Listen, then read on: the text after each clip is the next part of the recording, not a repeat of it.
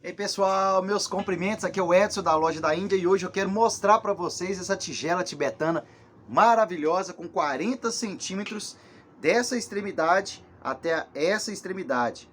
Gente, e olha só o som, ela é feita lá no Nepal, toda artesanal, martelada à mão, peça exclusiva, tem um Buda na posição Vitarka, desenhado de uma forma bem sutil.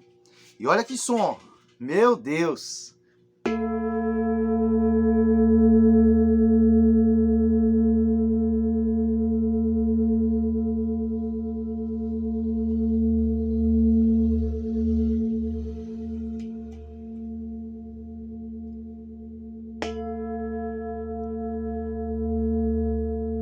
Pessoal, ela fica aproximadamente 10 minutos ecoando o som.